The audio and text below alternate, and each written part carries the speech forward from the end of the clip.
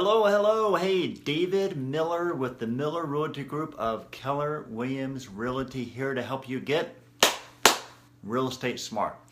So today we're going to be talking about the new stats that just came out from the Orlando Regional Realtor Association. And it tells us what's going on in the past month, and I'm going to let you know and interpret that data on how that affects you and your home or property that you own. So one of the first things I always like to look at is the amount of inventory that we currently have in the market, because that is always going to dictate what type of market we're in, if we're in a buyer's market or a seller's market. And to nobody's surprise, we're off to a fast start on the spring-summer selling season.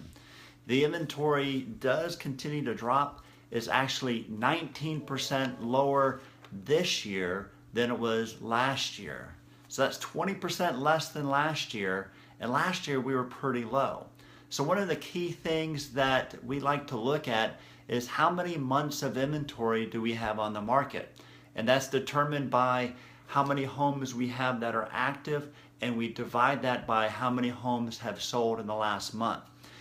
And whenever it's below 6 months of inventory, then that's considered a seller's market, because that means that there's more buyers out there than there are sellers. And whenever it's above 6 months of inventory, it's considered a buyer's market because there's more sellers than buyers. So what we're finding out is with the recent drop that we've had, there's only about 2.5 months of supply of inventory. That means that we're in a very strong seller's market. Matter of fact, in Metro Orlando, we haven't had it that low since March of 2013. So that's already 4 years ago, and that's when the market was just starting to turn for the better. So if you're a buyer, it's going to be really tough to find your home depending on what area of town you're looking in, as well as what price range you're looking in. If you're below $300,000, there's not a lot out there, okay? There's really just not a lot out there. So if you remember the video blog I did last week, in today's market, if you're a buyer, it is so important that you are partnered with not only the right realtor, but with a buyer specialist that only focuses on those areas to help you find those houses. And ideally what you want to do is you want to find the houses before they hit the market and the other 12,000 realtors and their buyers find out about it. That's the key.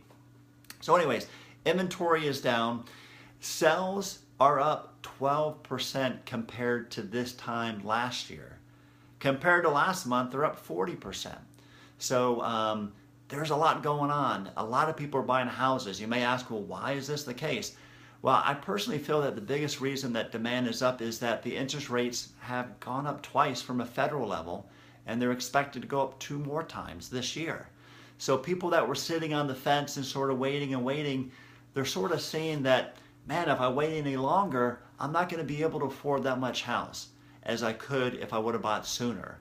And then number 2, with prices continuing to appreciate, as I just shared, it's going to be hard to find a house that matches what they're looking for because they may not be able to afford it anyways. So that's one reason. The second reason is obviously the economy is really good. And the third reason is that there's a lot of job growth going on in Central Florida. Specifically on the north side of town, we've added Deloitte, and we've added Verizon over the past couple of years. So that's bringing some really good high-paying jobs.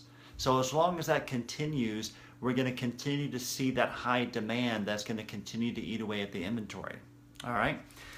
Now the other thing that I like to look at is the price. I sort of alluded to this before, but the price, the actual home prices, not the median price, but the home prices for single-family homes is 11% more than it was this time last year. All right, and I apologize. That's the median price. My bad. See, Facebook Live, I'm making mistakes. So it's the median price is 11% higher than 2016. Now, this is the 68th month that we've increased in the number, and it's actually 88% higher than it was July of 2011. So if you know anything about Economics 101, high demand is going to equal higher prices. So right now there's a lot of high demand, the inventory is low, and because of that the market's really starting to take off.